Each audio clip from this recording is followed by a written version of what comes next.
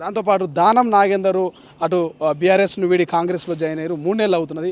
ఆయన మీద అనర్హత వేటు వేయాలంటూ కూడా బీఆర్ఎస్ పార్టీ నాయకులు కంప్లైంట్ చేశారు.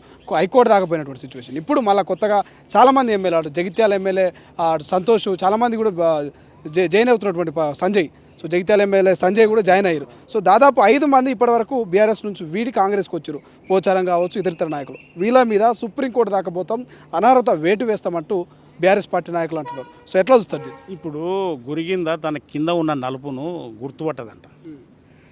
ఈ బీఆర్ఎస్ల నాయకుల వాదన కూడా అట్టే ఉంది. మొట్టమొదటి తెలంగాణ రాష్ట్రం వచ్చిన తర్వాత తెలుగుదేశం పార్టీలో ఉన్న ఎమ్మెల్యేలందరినీ దీంట్లో కలుపుకొని, దాంట్లో టీడీపీ ఎల్పీని కూడా కలుపుకోరు 12 మందితో. అప్పుడు ఈ నీతులు, ఈ కోర్టు, సుప్రీంకోర్టు, హైకోర్టులు జ్ఞాపకం రాలి. ఆ తర్వాత రెండోసారి కాంగ్రెస్ పార్టీని 12 మందిని తీసుకొచ్చి దాంట్లో కలుపుకొని కాంగ్రెస్ పార్టీ, జాతీయ పార్టీ కాంగ్రెస్ పార్టీ ఎల్పీ విలీనమైందని చెప్పేసి అని మాట్లాడింది. ఆ రోజు జ్ఞాపకం రాలే. ఈరోజు వాళ్ళ కాడికి వచ్చేవరకల్లా సుప్రీంకోర్టు, హైకోర్టు ఇవన్నీ జ్ఞాపకం వస్తున్నాయి. అయ్యా, మీరు ముందు మీ బుద్ధి, మీ ఆలోచన ముందు చూసుకోండి. ముందు మీరు చూసుకోండి. మీరు కాంగ్రెస్ని ఎటనాశనం చేశారు, తెలుగుదేశాన్ని ఎటనాశనం చేశారు. తెలంగాణ అభివృద్ధి కోసం పునరేకీకరణ అనే పేరుతో అన్ని పార్టీలను కాల్ చేసారు మీరు. కానీ పునరేకీకరణ జరగలేదు. ఆ తర్వాత పునరేకీకరణ అనేది మీరు చేయగలిగినారు, కానీ పునర్నిర్మాణం అనేది మొత్తం నాశనం మీ నిర్మాణం అయింది. తెలంగాణ నిర్మాణం కాలే, తెలంగాణ అభివృద్ధి నిర్మాణం కాలే. కేసీఆర్ కుటుంబ అభివృద్ధి నిర్మాణం జరిగింది. కనుకనే అందరూ బాట పట్టింది. ఇక్కడ ఇంకోటి, ఆ పార్టీ ఉండదు.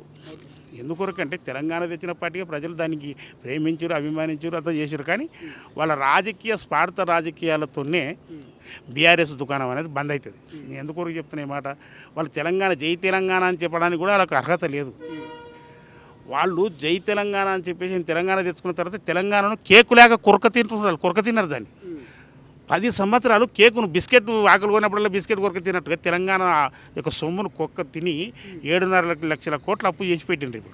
ఇప్పుడు వాళ్ళు ఫోన్ ట్యాపింగ్ల పేరుతోన, ఈ కుంభకోణాల పేరుతోన, రకరకాల స్కామ్ల పేరుతోన వాళ్ళు పెట్టిన ప్రతి స్కీమ్లో కూడా స్కామ్ ఉందండి.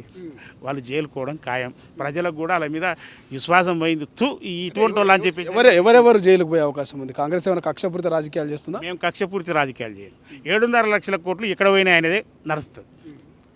ఇప్పుడు ఈరోజు 7.5 లక్షల కోట్లు అప్పు అయింది. తెలంగాణ వచ్చిన తర్వాత కొత్తగా నిర్మాణం ఏం జరిగింది? పాలమూరు రంగారెడ్డి అది సగంలో ఆగింది. కాళేశ్వరం కట్టిండ్రు. అది ఏమన్నట్టుంది, కుక్కతో తగిలి పందిరి కూలిపోయినట్టుగా సంవత్సరానికి ఆ ప్రాజెక్టు పడిపోయా.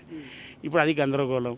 అంటే దాని మీద తీసుకొచ్చిన 1 లక్ష కోట్లే. కానీ ఆ తర్వాత మిగతా ఇతరత్ర ఈ మిషన్ భాగీరథ అని, లేకపోతే ఈ మన మిషన్ కాకతీయ అని, వీళ్ళు రకరకాల ప్రాజెక్ట్స్ విద్యుత్ పేరుతోన ఏవైతే ప్రతి శాఖలో కూడా విపరీతమైన కుంభకోణం చేసిన వేలాది కోట్ల రూపాయలు హెల్త్ డిపార్ట్మెంట్లో కానీ, ఎడ్యుకేషన్ డిపార్ట్మెంట్నే కానీ ఫీజులు కట్టలేదు, ఏవి కట్టలేదు.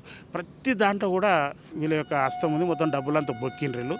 నేను ఒకటే అడుగుతున్నా సూటిగా, కేసీఆర్ గారు తెలంగాణ ఉద్యమ సమయంలో నీ ఆస్తులు నీకేమి లేవు, చాలా పేదగా ఉన్నావు, తెలంగాణ ఉద్యమం చేసినావు, నీకు ఆ రోజు మీటింగ్లు పెట్టాలంటే కూడా సొంతంగా డబ్బులు లేనటువంటి పరిస్థితి.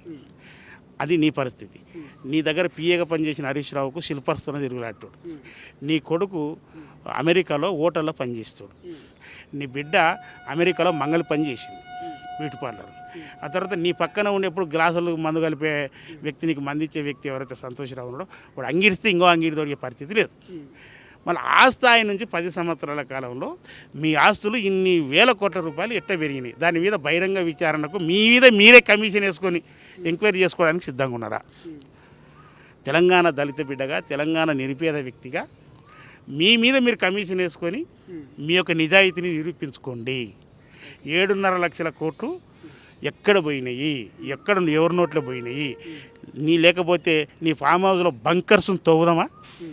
బంకర్స్ ఉంటాయి లోపల. ఆ బంకర్స్ ఉన్నట్టుగా ఇన్ఫర్మేషన్ ఉంది.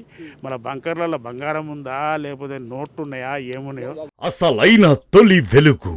ఫాలో వాట్సాప్ @తొలి వెలుగు official.